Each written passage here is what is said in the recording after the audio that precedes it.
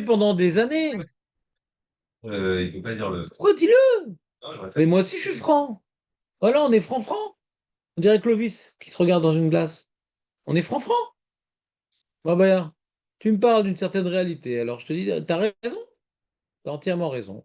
Et face à cette réalité, eh ben, prends-toi en main. Y a pas à aller athlète. Non, non, avec toi, il faut que tu bouges plus vite parce que l'athlète, ça marche pas. Ça marche pas, les athlètes.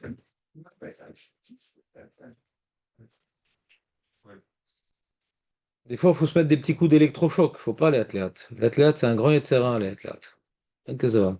Les athlètes, c'est le mec qui était complètement goy, complètement khiloni, il veut devenir chassid Sainte-Marthe. C'est l'air. Mais quand maintenant, ça fait des années, il faut des fois se bousculer. Faire tchouva tous les jours. Tous les jours. J'ai écouté hier un respect du Rav Uri Zohar, Zichrono Libracha, Zichrono Kadosh Libracha. Lui, il a fait tchouva vers 40 ans. Dans les années 60, 70. Ouais, j'imagine. Il est mort il n'y a pas longtemps. Et donc, il a fait tchouva à 40 ans, à peu près. Bon, c'était la star, quoi. Pas Stam la Incontournable en star. Israël. Hein? Incontournable en Israël. Ouais, c'est le centre de la pensée chiloni. C'est-à-dire, il a créé un mouvement chiloni. Il a donné du zeste aux jeunes. C'était Pachout un comique, un metteur en scène, un acteur. Et bon, quand il a fait Tchouva, beaucoup de Chilonim lui ont reproché parce que c'était une idole. Et lui, donc j'écoutais un espèce sur lui, un rave intéressant, très intéressant son espèce, j'ai bien profité. Et, et ce qu'il a expliqué, sa particularité, c'était de rester avec son cœur de tchouva toute sa vie. Des fois, quand tu commences, t'es chaud, t'es machin, tu pries, tu trucs, toute sa vie. Toute sa vie, cette filote, c'est comme les filotes, toute sa vie. Les brachot, machin, sur les Mouda Torah, toute la vie, c'était une milchama. Et il n'a pas arrêté jusqu'au dernier jour, toute sa vie. Et c'est quelque chose qu'on devrait apprendre nous-mêmes. C'est-à-dire, euh, nous, on doit regarder chaque jour comme étant une unité.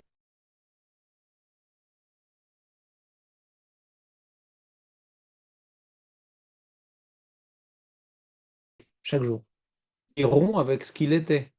Ah non, mais j'ai pas l'habitude de réviser. Ah non, j'ai pas l'habitude de faire attention à mes yeux. Ah non, j'ai pas l'habitude de me casser la tête. Ah non, moi je suis comme ça. Moi je suis comme ça. Je me limite.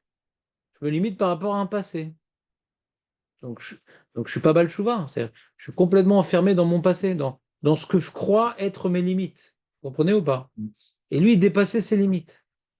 À un tel point qu'il témoigne, le Rav en question, que le Rav Uri Zohar, ça fait 10 ans qu'il le connaissait avant qu'il meure. Il se levait à 3 heures du matin, d'accord, pour étudier du Zohar jusqu'à la Tfila du Netz. Après, il étudiait toute la journée. Et le soir, il consacrait du temps pour appeler au téléphone. Des gens les renforçaient. Il s'occupait beaucoup de l'éducation des enfants, des gens qui avaient des difficultés avec les enfants, qui prenaient une voie difficile, etc. Et il appelait les gens jusqu'à une heure tardive, et tous les jours comme ça. D'accord? Et il a beaucoup aidé aussi Lev Leachim par rapport à tout leur effort d'aller dans les villes pour aller parler aux enfants, aux parents des enfants Chiloni, etc., pour les faire entrer dans des écoles plus religieuses, etc. C'était un grand travail pour lui. C'était une mission à tel point il est parti une fois chez Rao DSF. Rao DSF, il a dit, tu peux me donner le sroute des milliers d'enfants. C'est-à-dire, si aujourd'hui il y a beaucoup de religieux, il y a un pourcentage qui revient à Ravo Zohar. Parce que des milliers de familles, il a fait rentrer dans des écoles religieuses. Des milliers, pas des dizaines, des milliers. Ouais. Et Rav Yosef dit, donne-moi un enfant. Et tu dis, voilà, c'est les Srout Ovadia Yosef. Ouais, un enfant. Et il a pleuré, Rav Yosef. Et Rav Rosa, il a pleuré tellement c'était un Srout de faire connaître la Torah aux gens pas religieux. D'accord? Et donc, pour ça, il était parti aux États-Unis pour ramasser de l'argent. Et le Rav, il témoigne qu'il avait quoi, 80, il avait 60, il a dit 80, il est mort à 86 ans, il avait 80 ans, je crois. Et il a dit, ça durait 10 heures le voyage. Du début jusqu'à la fin du voyage, il n'a pas lâché les yeux de son Sefer. Donc, tu vois, par exemple, tu vois un mec, il était un chanteur, il était un acteur, il a fait Tchouva. Alors bon, il a arrêté les ch'tuot et maintenant il est religieux, il s'habille en religieux. Mais là, c'est pas qu'il est religieux. Vous comprenez ou pas? C'est que pour arriver à un niveau pareil, c'est chaque jour, c'est un nouveau défi. Et il parlait, ce rave-là, il explique, et il dit, mais comment t'arrives à... T'es devenu comme ça? Il dit, je suis pas devenu comme ça. Il m'a dit, chaque jour, j'ai au moins 1000 épreuves. C'est pas il est dans un mécanisme répétitif. Chaque jour, j'ai 1000 combats. C'est pas qu'il est habitué, machin. Il a son petit CDR. Il n'y a pas, je suis habitué. Et une case d'avoir. J'ai vu que quand il a marié tous ses enfants, il a tout lâché, il est rentré dans une grotte pour ne plus en sortir, pour continuer à Ouais, étudier. ouais, il a C'est dans un... vrai ça? Ouais, je vois sur les vidéos où il habite, c'est une catastrophe. 30 mètres carrés, Aurel. Ouais, j'ai vu sur Joseph. 30 C'est mètres carrés. phénoménal. Et il étudiait toute la journée ininterrompue, de 3 heures du matin jusqu'à minuit. Et il se déplaçait uniquement pour renforcer les gens, pour aider les balais de Chouva et pour aider les enfants qui tournaient mal. C'était ces deux grands dadas. Ces deux grands dadas. Et il était prêt à voyager dans le monde entier pour faire ça. Sinon, il ne sortait pas de son Limouda Torah. Il a reçu le Pras Israël, il a refusé juste avant de faire Tchouva. Et il raconte, ce Rav-là, qu'avant de faire Tchouva, le Rav Orizoar, c'est un mec exécrable. Ouais. Ouais. Les gens ne l'aimaient pas. Il était coléreux, il était orgueilleux. C'est une star. C'était exécrable. Puis comment on peut arriver à ça? Les mecs disent non, lui il est religieux, machin. Ah lui non, ça, lui il mange pas rabonout, c'est normal, il est religieux. Ah lui il fait ci, c'est normal, il est religieux. Il n'y a pas il est religieux. Tout religieux qui se respecte, il a un combat tous les jours. Vous comprenez ou pas? Il n'y a pas qu'il où je suis lancé, c'est bon. Il n'y a pas je suis lancé, je suis bon. Ça c'est un. Il y a des choses plus ou moins faciles qui sont acquises. D'accord, tu mets les tefilines, tu trucs. Mais la avodat Hashem n'est pas acquise. Ça n'est coup d'âme. La avodat Hashem, c'est un combat de tous les jours. D'avoir mes trous boulot taureau, ça c'est facile. Mais la avodat Hashem, il parlait avec Hashem en permanence. Il était tout le temps en train de se remettre en question, tout le temps en train de chercher la vérité. C'est un combat permanent. Ça n'existe pas. Il y a un mec, lui c'est un tzaddik, lui c'est un béni. Il n'y a pas il est tzaddik. Il combat pour devenir tzaddik. Il n'y a pas il est. Prenez ou pas? Bah, Donc même si tu n'as pas l'habitude de réviser, ben, ça pourrait arriver un jour. ouais. Mais tout dépend si tu es condamné par ton passé. C'est un état d'esprit. Si tu sens condamné par ton passé, alors c'est pas que la réviser qui te bloque. Plein d'autres sujets. Il y a tout un potentiel extraordinaire qui dort en toi que tu ne laisseras pas exprimer. C'est vrai pour toi, c'est vrai pour moi, c'est vrai pour tout le monde. Là, je parle de toi, mais je ne viens pas te dire qu'après 120 ans, j'aurai une meilleure place que toi. J'en ai aucune assurance. Aucune assurance. Aucune assurance. J'ai même pas l'idée que je suis à Rasvé Shalom supérieur à toi sur un sujet. D'accord? Mais j'ai un rôle de vous donner la voie à suivre que j'aimerais moi-même accomplir. Il y a certains jours, j'y arrive et la plupart des jours, j'y arrive pas. Au moins, je suis lucide sur le travail à réaliser. Je suis lucide. Donc, j'ai souvent mauvaise conscience parce que je ne le fais pas suffisamment. Mort récemment, Ouais, ouais. il y a 4-5 ans. Ouais. Mais c'est pas voilà. Après. C'est israélien pour c'est exactement ça. Aujourd'hui, tous les cours, ils ont fait un dossier sur Torah Box sur l'éducation des enfants. C'est l'enseignement de Rav Orizora. C'est lui qui a inventé le nouveau regard sur le chinour. Ouais. Ferme ta bouche, ne sois pas derrière ton gosse à lui faire des remarques, ne recherche pas à avoir à exprimer ton autorité, comprends-le, écoute-le, discute avec lui. Tout ce regard qu'à une époque on dit c'est laxiste, c'est ses copains, c'est plus la place du père, etc. C'est le ravorisoire. Ça a mis du temps à passer dans les mœurs. Ça fait au moins 20 ans qu'il en parle. Maintenant, c'est reconnu de tous. Récemment chez les Français, c'est Torah Box qui s'y mettent. Ils ont fait des petites vidéos, là ils ont fait un petit article. Récemment chez les Français c'est les pires dans le Chinour Hiladim. C'est le pire des chinours, c'est les Français. Et je te critique, et je te machin. C'est le pire. Je suis d'accord. Le pourcentage d'échecs dans l'éducation des enfants en Israël, c'est les Français. On est exigeant. C'est les pires. C'est la catastrophe. Tout le temps, viens à la synagogue, et viens ci, et viens ça, et vas-y, t'as pas vu comment t'as ci. Tout le temps des critiques, des critiques, des critiques, des critiques, des critiques. Déjà, on est grincheux. Alors le gosse, il s'en prend plein dans la tronche. D'accord? Donc c'est le pire, les Français, le pire. Le pire. Donc si en plus les malheureux, ils sont balchouva ou des trucs, alors ils font des efforts, le gosse aussi doit faire des efforts. D'accord? Donc le gosse, il est misken. Misken. Misken. Et donc les Maasé, maintenant, Baruch Hashem, Torah Box, ils ont compris le truc. Ouais. Ils se sont accrochés au. Ça fait un petit moment maintenant qu'ils envoient des vidéos. Vous devrez écouter d'ailleurs les vidéos. Si vous voyez des vidéos de Rav Dan Tumkin, qui était la chavruta de Rav Uri Zohar, Dan Tumkin, que je connais personnellement. Dan Tumkin, il a Dan Tumkin, Tumkin, qui était la chavruta pendant des années avec le Rav Uri Zohar, qui est un Talmid Chacham. Sur Idabrout, c'est lui qui écrit le petit article pour les adolescents pour aider les enfants, les parents avec les adolescents. Donc c'est la référence, ouais, dans le domaine. Et alors, je crois que Torah Box ont peut-être traduit certaines vidéos du Rav Dan Tumkin, ouais, ou du Rav Ourizoir aussi. Imprégnez-vous, parce qu'en tant que Français, c'est une catastrophe. Tout ce qu'on a reçu de nos parents, tout ce qu'on voit autour de nous, c'est une catastrophe. On est à côté de la plaque. À côté de la plaque. C'est deux mondes. Ça sera plus, hein. C'est mieux, beaucoup mieux. Beaucoup mieux. Je parle pas des chilonim. Je parle des gens qui sont à la Torah. Chilonim, miskenim, ils ont même pas où à demander. Ils ont Freud, les pauvres. Ouais, qu'est-ce qu'ils ont à demander? On parle de gens religieux, ouais. On parle pas de chilonim. Les chilonim, ils cherchent même pas à faire le chinour, les chilonim. Ils veulent même pas avoir d'enfants. C'est par hasard, ils ont un gosse. Il y a des chilonim très bien, mais ils n'ont pas les moyens de se renseigner. Ils ont ChatGPT, c'est tout, ouais. Comment? Pas beaucoup, pas beaucoup, pas beaucoup. Pas beaucoup, pas beaucoup. En général, pas beaucoup. Ils se marient même plus, ils se marient même plus. Quoi? Tu rêves ou quoi? 50 enfants chez Riloni, mais t'es où? Tu rêves ou quoi? Regarde les statistiques. Maximum 2, et c'est 3. Vous êtes fous, quoi? Ah putain. On parle pas des Chilonim. Pas des Chilonim, on parle maintenant des gens religieux. Les gens religieux, les Israéliens sont beaucoup plus cool. Ils sont beaucoup plus cool. On dit, ah, t'as vu, il est laxiste avec ses gosses, il laisse faire du bruit. Moi, j'ai vu plein d'enfants comme ça, qui foutent un balagan, même à la synagogue.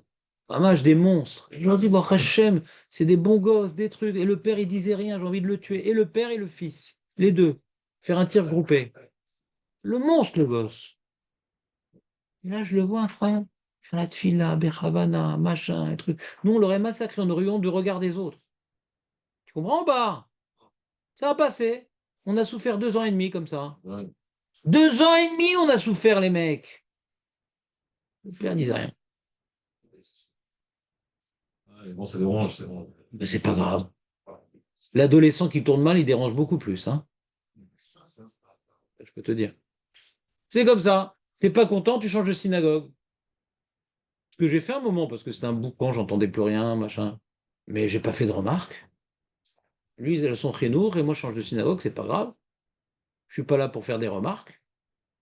Lui, il veut faire éduquer c'est son enfant comme ça, très bien. À une époque, j'aurais dit il est dans l'erreur. Mais depuis que j'ai étudié la souga du chrénour comme il faut, je dis bon, il a raison. C'est insupportable, mais il a raison. Il a raison. Sinon, l'enfant, il va se braquer, vous dites? Bien sûr, bien sûr. Vas-y, il va se braquer. Il se braque, mais ça se voit pas tout de suite. C'est ça le problème. C'est l'effet ressort. Ça se voit pas tout de suite. Il souffre, il souffre, il souffre. En souriant, très souriant. L'enfant est toujours joyeux, machin. Au fond de lui, il crée une relation, comment dirais-je, étouffante avec la Torah. Et pour lui, la Torah, c'est l'occasion de se prendre des critiques. Mais t'as qui va? Fais la bracha. Birkat Amazon. Combien de fois je vais te répéter de faire le Birkat Amazon? Oh! Combien de fois? Allez, fais-le, le Birkat Amazon. Mais quand il te voit faire que ça te saoule et que tu le bâcles, comment tu veux qu'il soit motivé? Tu lui montres que ça te saoule. Ces maisonnotes là, il t'entend tous ces trucs-là. Comment tu veux le motiver à quelque chose qui te saoule? Après, si tu étais, on va dire laxiste et que tu dis rien, alors Tu dis rien, il n'a pas fait le Birkat, c'est pas grave. comment il le fait? Les- Comment il va Mais vouloir t'inquiète pas, il le fait à l'école. Laisse le prof être antipathique. Toi, t'es juste là pour dire que quand il l'a fait, tu dis rien. Mais quand il l'a fait, waouh! Aisé Birkat Amazon. Tu lui montres uniquement quand il l'a fait, mais il le sait. Tu l'as envoyé dans une école religieuse. Bon, Hachem, sauf. Ouais? Mhm. T'inquiète pas, ils vont le saouler pour le Birkat. Puis ça le saoule même pas, tous les gosses le font, donc ils sont même pas punis. C'est normal.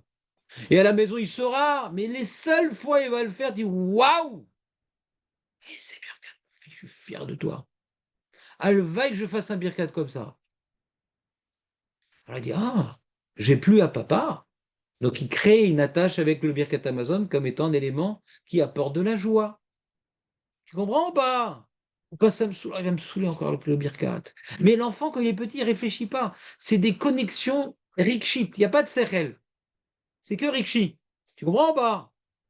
Tu es un Tunisien, tu mets un fricassé, il n'y a pas de sérel et c'est rikshi, d'accord? C'est rikshi. C'est pas Lionel Ricci. Ouais? Tu comprends ou pas? Il appelle le fricassé. Allô? Hello. Hello. Ah, pardon. Alors. Et par cœur la chanson pour les fricassés. T'entends ou pas? Le gosse, il veut pas aller à la synagogue. C'est normal, toi non plus. Sauf que toi, bon, tes parents t'ont forcé, et puis tu te sens chiloniste, tu vas pas à la synagogue. Alors, j'ai bon, reste conscience te pousse. Mais si maintenant le Macherdi a besoin d'aller à la synagogue, il dit yes!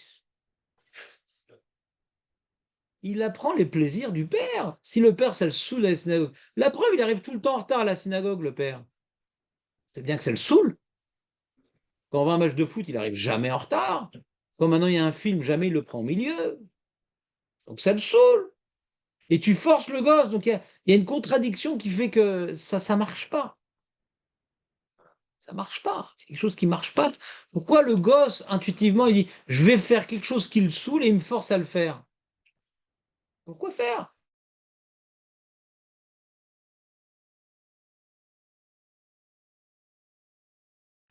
Pourquoi je suis son... Forcer un gosse à la tefila, c'est débile. S'il veut y aller, très bien. Alors là, il faut lui acheter un cadeau, il faut lui... un machin et truc.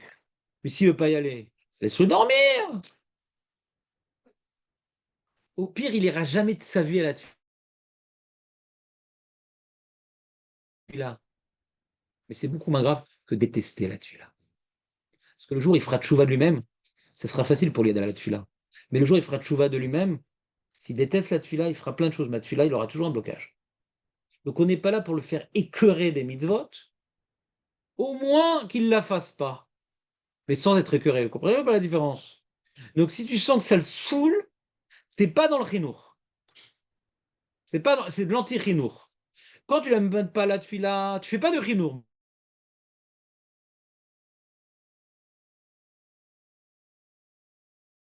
Tu fais pas l'anti-chinour. Non. Mais je vous dévoile la souga de l'anti-chinour. Donc comme maintenant tu fais de l'anti-chinour, t'es pas tout de chinour. Il n'y a aucun âge pour envoyer un enfant à la tefila. Aucun âge. S'il veut pas, il n'y a aucun âge. S'il veut pas, il n'y a aucun âge pour l'amener à la tefila. T'essayes de lui parler gentiment, t'essayes de lui donner envie, tu vas lui donner un paquet de chips et des bonbons, 25 ans. machin. Quand tu as 25 Mais si maintenant, malgré ça, hein, ans. quand il est petit, tu vas essayer. Tu vas pas l'amener depuis le début jusqu'à la fin. Faut que ta femme elle aide un petit peu pour l'amener un petit peu vers la fin, etc. Machin. Et un travail en couple. Ouais. Faut l'amener dans une synagogue où c'est sympa, où il y a des petites activités pour les enfants si ça existe, pour qu'il ait envie d'y aller, pas pour la prière, pour les copains à venir, petit à petit. Mais si tu sens, dit non, non. Mais quand il est là, chut, chut, c'est que je vois tout le temps la tête des parents. Les parents les plus débiles au monde que je connaisse, ils prennent un gosse de 4 ans, ils le font chute. Tu comprends? Tu comprends ou pas? Mais le gosse de 4 ans, c'est normal qu'il bouge. Alors, Hein? On a été éduqués comme ça. Mais c'est débile. Ouais, moi, je viens de le comprendre il n'y a pas longtemps, mais. Mais c'est débile. Le gosse de 4 ans qui fasse du bruit, c'est son boulot. C'est normal, il ne peut pas tenir 1 heure. Donc les yeux qu'il faudrait faire, c'est le gosse. Il dit au papa, laisse-moi être moi-même. Qu'est-ce que tu m'amènes dans une épreuve que je ne peux pas tenir? Il est débile, le père. Ils me rendent fou, ces mecs. J'ai envie de les frapper. Maman, je les frappais. Quel manque de CRL. L'école, il va venir. Il peut pas déranger. Mais t'as un CRL ou t'as pas un CRL? Le gosse dit, papa, je rêve de conduire ta voiture. Tu le laisses faire? Makécher, il veut. Déjà de dire non à l'enfant 1 fois, 2 fois, après il va faire attention parce que c'est quelque chose qui a été mais Chavev. Il me laisse aller à la synagogue. Alors d'abord, tu vas l'amener à un tfila de Harvit. Mais Shacharit, mais t'es malade ou quoi? Shacharit. Puis il faut que la femme, elle participe. Au début, qu'elle amène à la fin la tfila. Comprenez ou pas? Et bien toute la tfila, les athlètes, selon ses forces. Après, il va voir la tfila comme un truc impossible. Que c'est l'occasion de se faire... Dans son cerveau, on va créer des réflexes. Tfila, il va voir les yeux de son père. C'est ça pour lui la tfila. Sympa. Sympa la tfila. J'ai envie de prier, hein. Vous comprenez ou pas? Donc Rav Israël, c'est lui qui a développé, parce qu'il a eu des problèmes avec tous ses enfants. Il était carré, il était les machins, etc. Tous ses enfants sont partis en vrille et ils sont tous revenus. D'accord? Donc il a appris à comprendre le nefesh, comme c'était un très grand chacham.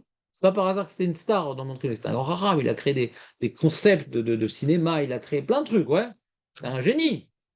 Et il a mis sa chorma dans la Torah et dans le chinour. D'accord? Ça marche pour tout. Ça veut dire que, je crois même pour les devoirs, il ne peut pas lui faire ça, il ne veut pas travailler, tu dis, t'es laxiste un petit peu comme ça, tu le laisses faire. Non, c'est pas grave. Le problème, la contrariété, qu'elle soit pas dans Torah et Mitzvot. Tous les enfants, même Chiloni, doivent faire leurs devoirs. D'accord? Mais l'enfant religieux, il est puni. En plus, il doit faire la tfila. En plus, il doit faire Birkat Amazon. Il est puni, l'enfant religieux. Alors que cette punition ne vient pas des parents. S'il le fait gentiment, très bien. S'il le fait gentiment, c'est pas très bien. Chope l'occasion de l'encourager. Le peu de fois il le fait, tu chopes l'occasion. Le peu de fois. Et quand il fait mal, tu regardes pas. Il n'a pas fait Birkat, c'est pas grave. C'est pas grave. L'okarakloum. L'okarakloum. T'as pas vu. Alors,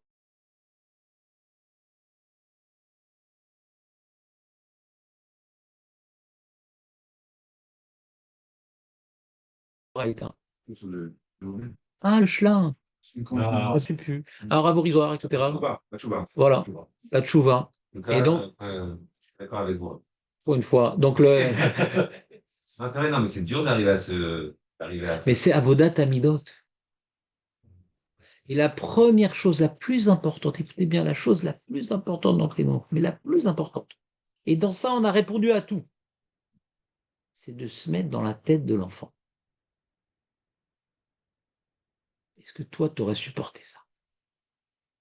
Il dit, mais moi, je l'ai supporté. Oui, mais si tu avais eu le choix de supporter autre chose, tu n'aurais pas préféré qu'on te fasse autre chose? Se mettre dans la tête de l'enfant. Comme je vous ai dit hier, l'enfant, c'est pas Echayayom Bakita. Il faut aller plus loin. Verigashta, quand c'est arrivé. Comprendre son regesh. Un enfant, il a que du regesh. Si tu comprends ce qui est arrivé sans comprendre son regesh, tu ne connais pas ton gosse. Comprends pas. Savoir ce qu'il ressent. Si tu es proche de son regesh, tu ne peux pas lui imposer, ouais, des souffrances toi-même, puisque tu es proche de son regesh. Tu comprends ou pas? Parce que c'est important pour toi ce qu'il ressent. Mais en général, comme on est égoïste, ce qui est important, ce que nous on ressent. Il me saoule, il me fait honte. Égoïste. Tu comprends ou pas? Je regarde l'enfant comme étant source d'inconfort. Il me réveille la nuit, il me fait l'archouma, j'ai honte parce que les autres enfants, ils sont machin, lui, il fait pas, lui, il connaît pas, lui, il sait pas. C'est un objet, ça s'appelle un enfant. Il y a la femme objet, il y a l'enfant objet aussi.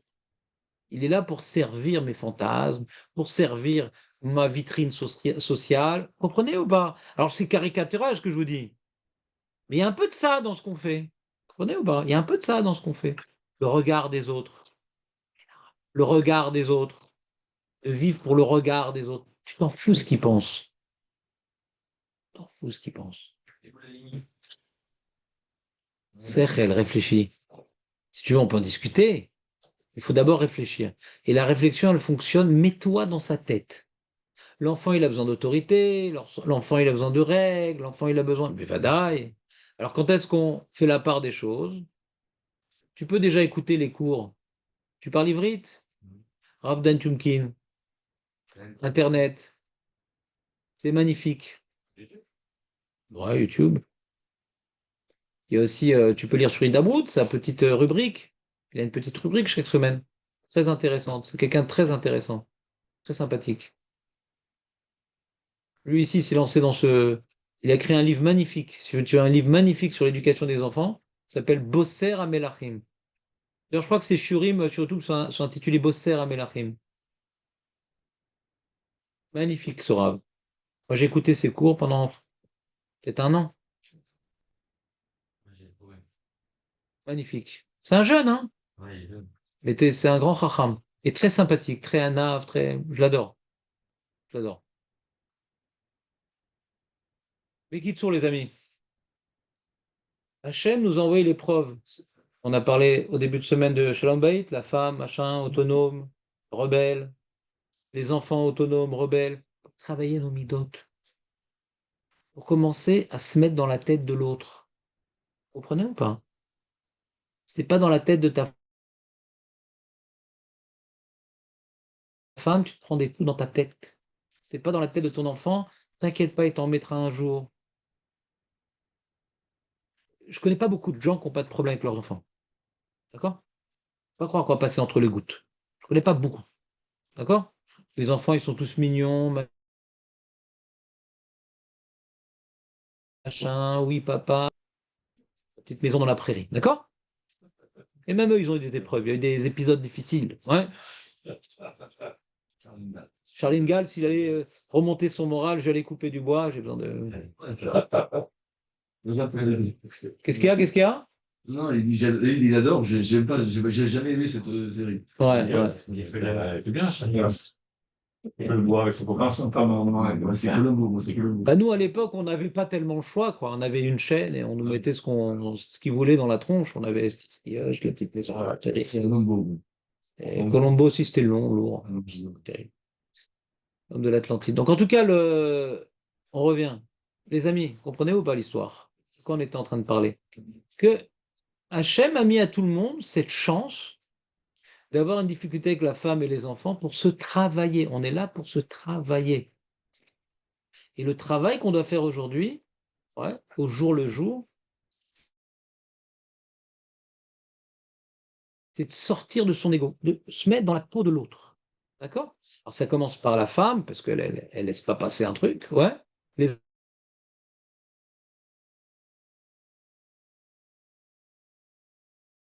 Les enfants, parfois, Chas v'Shalom, c'est trop tard, de remords, trop de lourdeur et de.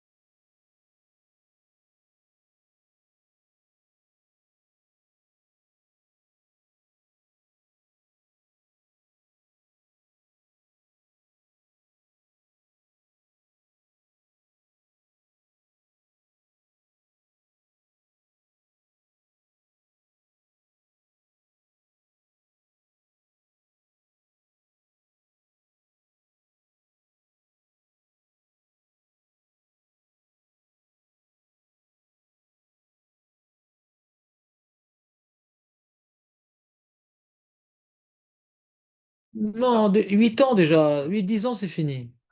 Ouais. Aujourd'hui, la rébellion, elle est très jeune, hein. Pas besoin de 16-17 ans, hein. La crise d'adolescence, elle commence à 11-12 ans, hein. Non, non, c'est fini, 16-17 ans. C'est fini cette histoire. Enfin, le travail qu'on a fait avec les permanents, avec les enfants. Je vous ai expliqué, déjà, nous, on est des mauvais exemples. Mais eux, ils grandissent dans une atmosphère, je vous ai dit ça hier, je crois, de rébellion, les enfants. Même si les parents sont admirables. Ouais, mon père, je suis pas d'accord. Il y a des films, des dessins animés qui tournent autour de ça. Les parents se trompent. Mes parents, ils vont à un cours d'éducation des enfants. Ah. Vous avez réfléchi à ce qu'ils pensent les enfants sur ça ou pas? Non, non. Mon père, on lui apprend à comment me parler. C'est qu'il a peur de moi. Vous comprenez ou pas? Il n'y avait pas ça avant les cours d'éducation. C'était bien, c'était pas bien l'homme échané. Le père, même dans l'erreur, on le respectait. Il y a mal à saute. Même si t'es à côté de la plaque, on le Moi, respectait. ça marchait avant, alors. Avant, ça marchait, alors, cette musique. On a parlé de ça hier, non? Qu'est-ce qu'on a dit? C'est comme ça. Si, ça marchait. Parce que le père était respectable. Ouais. Ah ouais. Il avait des valeurs. J'ai parlé de Marcel Pagnol. Il avait des valeurs. Donc même si on n'était pas d'accord avec lui, mais il incarnait quelque chose. Aujourd'hui, le papa, c'est un copain un peu naze. Comme les enfants aujourd'hui connaissent les films très tôt parce que le père prie à la maison. Ouais. Avant, il devait être à un certain âge pour comprendre le concept des tefilines. Ouais. Il dit, ah va, viens à la tefila. Il dit, mais je t'ai vu prier à la maison. Il le dit pas. Il n'a pas de séchel, mais il y a des styrotes qui se mettent en place. Qu'est-ce que tu me pousses à la tefila? Toi, tu pries à la maison. Qu'est-ce que tu me veux? Il ne le dit pas encore. Il mettra du temps à le dire. S'il avait dit tout de suite, ça aurait été beaucoup mieux. Il se serait libéré. Vous comprenez ou pas? Il y a des chélotes qui le perforent et qui n'arrivent pas quand tu exprimes quelque chose, c'est toute la notion de psychologue. Quand tu dis quelque chose, tu perces l'abcès. L'enfant, comme il n'a pas une connexion intellectuelle, il ne peut pas percer l'abcès. Donc, il est énorme, l'abcès. Tu comprends ou pas? Non. Donc, ça demande beaucoup d'intelligence et une adracha. Donc, faites-vous avec la femme. Trouvez-vous un petit peu. Déjà, d'avoir des petites activités avec la femme, c'est sympa. Ouais. Avant, comme tu dis, qu'il ait 16-17 ans. Une fois par semaine, un petit cours du Rav Dan Tumkin. D'accord? C'est magnifique. Regardez s'il n'y en a pas des gens YouTube traduits en français. Le même nom que j'ai dit il y a 2 minutes. Dan. Mettez sur le groupe, ouais, le nom, et regardez si Torah Box, ou Rav Diantumkin ou Rav Ourizoir, c'est pareil. D'accord? C'est pareil. C'est la même chita. Et je pense qu'il y a certains cours sur Torah Box qui ont dû être sous-titrés en français, parce que vous avez une difficulté de langue. D'accord? Mais ça vaut le coup. Vraiment, ça vaut le coup. De faire des grosses erreurs et de galérer. Ça vaut le coup. D'accord? Donc il a dit, David, pour faire un relief, parce qu'il m'a fait une petite remarque feutrée, David, il m'a dit, ah, je vois pas les rapports avec le jour. Ah oui, comme il y a la tuila du Shla sur les ans, c'est pour ça que vous parlez de ça aujourd'hui. Le jnin. Ouais? Non, c'est impromptu. Je n'ai pas prévu. Je parlais de vous ah, on va parler de tout ça à cause de Aurel. Ouais? Pas cause grâce. Ouais, à cause, grâce. Faire tchouva. On doit être un bal tchouva toute notre vie. Toute notre vie. Chaque jour est un nouveau jour. Allez, on continue. Donc, c'est enregistré, je voulais pas enregistrer ce cours, dommage.